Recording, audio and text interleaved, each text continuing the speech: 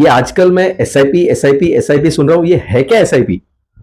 अरे पहले तो आप ये सुनो, एसआईपी आजकल की बात नहीं है, ये काफी पुरानी बात है। चलो अब शुरू करते हैं एसआईपी के फुल फॉर्म से। एसआईपी का फुल फॉर्म होता है सिस्टमैटिक इन्वेस्टमेंट प्लान। तो ये इन्वेस्टमेंट से ज्यादातर जोड़ा जाता है, बट ये एक हैबिट है। अब मुझे पक्का पता है आप अगला सवाल पूछ लोगे, हैबिट कैसे? चलो कुछ एग्जाम्पल्स लेते हैं। पुराने जमाने में शायद हमारी दादी या परदादी के टाइम पे अक्सर ये होता था कि जब दादाजी की तनख्वाह आ जाती थी या बिजनेस से एक प्रॉफिट हो जाता था, वो अपने आजू बाजू में अड़ोस पड़ोस में या कोई विश्वास वाला जो गहने बेचने वाला व्यापारी है, सोनार, उसके पास ये पैसे जमा कर देती थी। और फिर डील ये रहती थी कि एक टाइम के बाद, 1 साल के बाद, 1.5 साल के बाद या 2 साल के बाद, जब एक अच्छी अमाउंट उसके पास जमा हो जाएगी, उस अमाउंट के अगेंस्ट वो गोल्ड स्मिथ दादी को कुछ गहने दे देगा।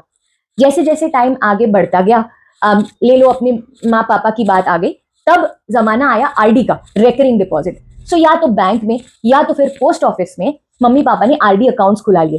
फिर बात तो वही थी, जैसे ही सैलरी आ जाती थी, हर महीने एक फिक्स्ड डेट पे एक सर्टेन अमाउंट, जो भी पॉसिबल था, 500 रुपए, 1000 रुपए, 1500 रुपए, उस आरडी अकाउंट में डिपॉजिट हो जाते थे।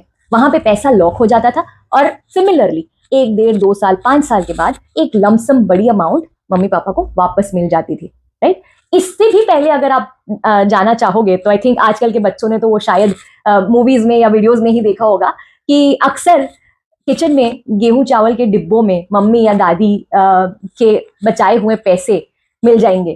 तो एक तरीके से वो उनका सिप हुआ करता था। अरे मैडम, म्यूचुअल फंड एसआईपी के बारे में भी थोड़ा ज्ञान दो ना। अरे कितने सवाल पूछते हो, बट चलो ये वाला जायज है। हमने अभी एसआईपी के बारे में बात की थी, मगर हमने एसआईपी इनटू म्यूचुअल फंड्स पे कोई बात नहीं की, तो अब उस पे बात करेंगे। तो अपने सबसे पहले वीडियो में आपने म्यूचुअल फंड क्या होता है ये तो जान ही लिया होगा, और अगर नहीं जानते हो तो प्लीज हमारा फर्स्ट वीडियो जरूर चेक कर लीजिए। तो म्यूचुअल फंड में एसआईपी क्यों करें? सिस्टमैटिकली पैसे, या फिर हर महीने पैसे, या मान लीजिए हर 3 मंथ्स में या हाफ ईयर में पैसे आपको म्यूचुअल फंड में क्यों लगा लेने चाहिए? सबसे पहले जैसे हमने कभी भी देखा था कि इट इज इजी, आपको सारी टेंशन लेने की जरूरत नहीं है, फंड मैनेजर है जो सब कुछ करेगा, राइट? सेकेंडली ये है कि डाइवर्सिफिकेशन हो जाता है। जैसे हमने पिछली वीडियो में देखा था कि दादी सिर्फ गोल्ड स्मिथ के पास जा सकती थी या आरडी से सिर्फ बैंक में पैसा लग रहा था। इन दिस केस, जैसे मैंने पहले भी बताया, आपके पास ऑप्शन होता है equity, debt, gold, silver and bonds के थ्रू काफी सारे प्रोजेक्ट्स में भी पैसा लगाने का। So it is diversified. और थर्ड कि इट इज अफोर्डेबल। इसमें कोई भी एक अमाउंट का रिस्ट्रिक्शन नहीं है, सो आप 500 रुपए से शुरू कर सकते हो।